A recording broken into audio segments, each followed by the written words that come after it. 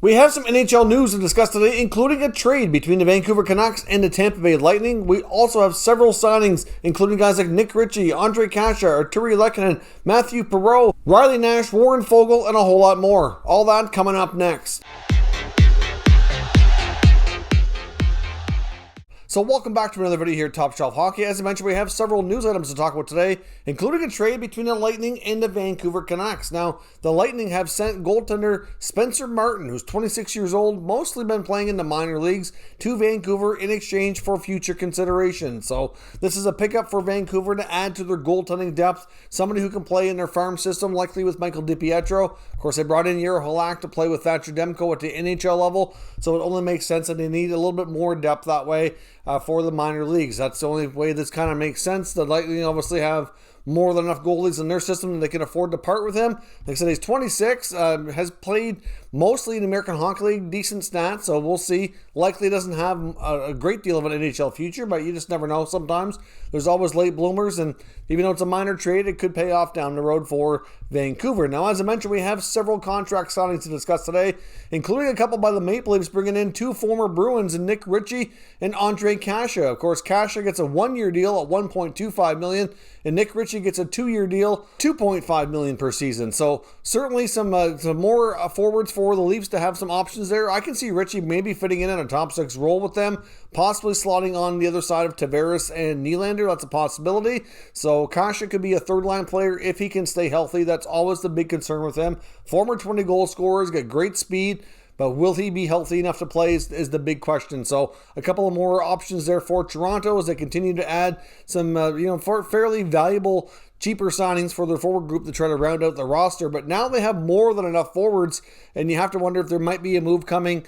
A guy like maybe an Engvall or a Kerfoot or maybe an Ilya Mikheyev, something to that effect, because they have more than enough players right now for their forward group for the NHL roster. Now, in other signings today, we have a couple moves here by the Montreal Canadiens. Of course, they bring back RFA forward Arturri Lehkonen, who signs a one-year deal at $2.3 million. Decent signing for him. He'll still be an RFA again next year.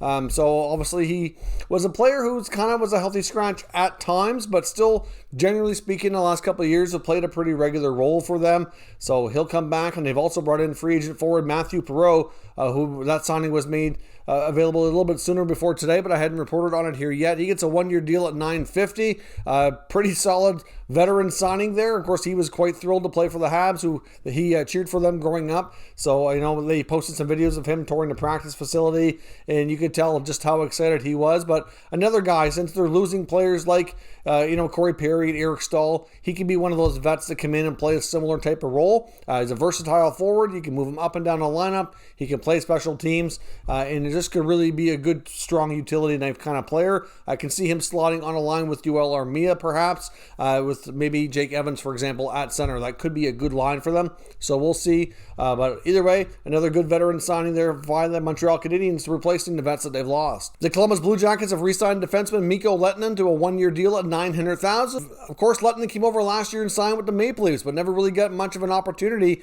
after being one of the top defensemen playing outside of the NHL the previous season. Of course, he goes to Columbus, where he didn't get a great deal of playing time either, but with a revamped team and a lot of moves they made this offseason, he should be able to get himself a bigger role, and obviously getting a one-year deal gives him another opportunity to try to do that and establish himself as a regular NHL defenseman. The Colorado Avalanche have re-signed young forward Tyson Jost to a two-year deal at $2 million per season. So, of course, Jost has been there a little while, and even though he hasn't really lived up to the offensive hype that he came out of junior with, he's still been able to carve out a nice, decent role for himself within the Avalanche, playing a lesser role, but somebody that they even thought they might lose in the expansion draft, but were able to retain. So that's good for them. So we see if the young forward can maybe continue to, if he can continue to improve here and maybe boost his offensive stats here a little bit in the next couple of years. The Buffalo Sabres are bringing back RFA forward Rasmus Asplund. He gets a two-year deal at $825,000. With all the changes on Buffalo, you'd have to think he might be able to get a bigger role this year as well. The St. Louis Blues are bringing back RFA forward Ivan Barbashev, who gets a two-year deal at $2.25 million. Barbashev has been a pretty solid member of their bottom six for the past few years, was a decent member of their Stanley Cup winning team as well, so a good contract for Barbashev to return to St. Louis. The Red Wings have signed Tyler Bertuzzi, of course, who was also an RFA. He gets a two-year deal valued at $4.75 million, and this buys up one of his UFA years as well, so Bertuzzi will be an unrestricted free agent at the end of this two-year contract. Bertuzzi's a player who certainly had some trade rumors surrounding him over this offseason. He did have offseason surgery as well, but it's been reported on numerous occasions that the Red Wings were fielding calls on Bertuzzi. Not so much that they were, trying to trade him, but they were getting a lot of interest and were certainly open in considering it. Obviously, it doesn't look like they got the right offer that they needed to do that, so they signed him to his 2-year deal, and he'll continue to remain with one of the core group members of this team. They're trying to take it out of the rebuild here. The Rangers have extended newly acquired Ryan Reeves for an extra year. Of course, he was already making $1.75 million with 1 year left on his contract, and the Rangers extend him for 1 more year at the exact same value. So, of course, the Rangers have made it a point to acquire some muscle, toughness, and grit this offseason. Certainly trying to be a tougher team to play against and having a response for guys like Tom Wilson, who we'll see quite often in their division this season. The Carolina Hurricanes have signed goaltender Alex Lyon, formerly of the Philadelphia Flyers. He gets a 1-year, 2-way deal valued at $700,000. Of course, they have their goaltending situation sorted out now. They had a mass exodus in goaltending after not re-signing Mrazek, Reimer, and trading Nedeljkovic, which was extremely head-scratching and surprising in my opinion, but it is what it is. They've got their guys in place there with Anderson and Ranta, and then of course Lyon can come in as a guy with a little bit of NHL experience who can play with their farm team and be a call-up option if needed. And if history tells you anything about the guys they have at the NHL level with Anderson and Ranta, he is going to be needed because they've both been somewhat injury-prone the last couple of seasons here. The Dallas Stars have signed forward Yoel Kivironta to a 2-year deal at $1.05 million per season. Of course, he kind of burst onto the scene here the year they went to the Stanley Cup final in the bubble. He became a bit of a surprise player, scoring some big goals for them, and went on to have one heck of a playoff. Gone on since to establish himself as more of a regular player in this 2-year contract. We'll still have him at RFA status at the end of the deal. The Edmonton Oilers have signed newly acquired RFA forward Warren Fogle to a 3-year deal. He gets $2.75 million per season.